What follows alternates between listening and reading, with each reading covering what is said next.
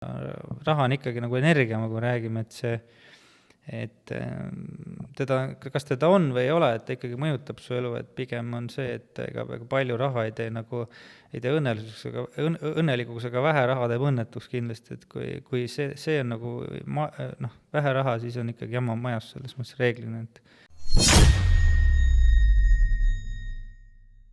Kui me nüüd räägiksime natukene ka nagu sellisest finantsilisest poolest või sellistes õpetussõnades, siis mida olulist sinu jaoks, mida sa ka praegu võib-olla kasutad, on andnud nagu sinu vanemad ja just nimelt näiteks raha kohta, et milliseid õpetusi sulle kodus maast madalast juba nagu antud on, mida sa võib-olla praegu väga nagu selliseks nii-öelda tugevateks tõekspidamisteks nii-öelda võtad? eks vanemad ikka ju suunasid ja üritasid nagu õpetada teatud asju raha kohta ja ega ma selles mõttes neid ju väga kuulda ei võtnud, et kogu aeg räägiti, selles mõttes, teine aeg oli, eks ju, kui mina olin nagu väike ja noor, et oli ju nii-öelda üleminek siis Nõukogude Eestist siis vabariigiks ja siis oli ikka, sellel ajal oli ju raha vähe ja tuli kokkuhoidlikult ja nii-öelda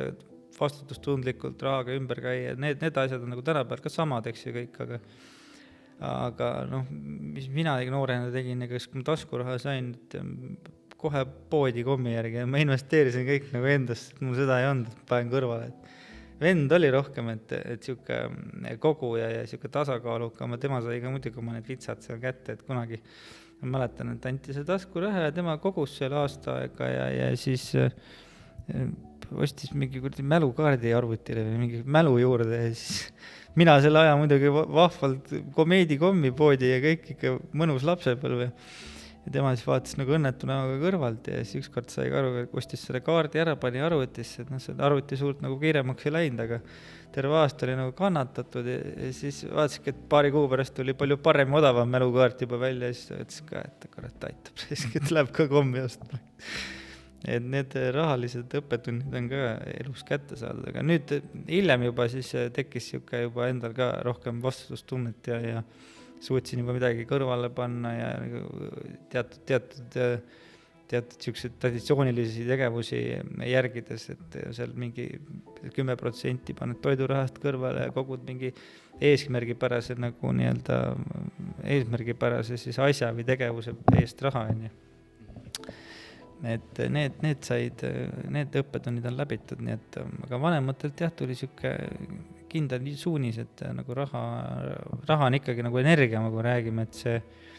et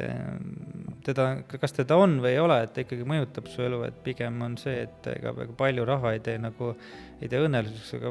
õnnelikuks, aga vähe raha teeb õnnetuks kindlasti, et kui see on nagu vähe raha, siis on ikkagi jama majas selles mõttes reeglina, et palju raskem on majandada ja siukseid asju teha, et seda ma ikka katsun järgi, et midagi oleks nagu hinge taga, et kui midagi ebaõnnestub või midagi sellist, et siis on vähemalt kohe ei ole nagu kontroll-delete, eks, et läbi. Okei, et noorena, kui sulle meeldis kohe esimese nii-öelda rahasumma eest minna siis poodi osta komeedikommi ja siis ma küsin nagu praeguse nagu Raido kohta, et millesse siis nii-öelda investeerib Raido Raudsepp nagu praegu või mida ta teeb nii-öelda selle rahaga nüüd? Ega selles mõttes on lihtne, et praegu läheb kõik mis mulle, ütleme, et tekib, läheb kohe reinvesteerin, et seal ei olegi mingit küsimust, et täna ma ikkagi nimetan seda negatiivsete intresside ajastuks, et kes täna nagu piisavalt võib-olla ei investeeri, ei tee, et pärast on see palju kallim. Aga seda on lihtne öelda, raske teha, et aga eks ma ikka üritan mingisuguseid mudeleid järgida, et mingi osa nagu investeerida endasse, ostan uusi raamatuid, ma ei tea, käin spordimassaažis, eks ju,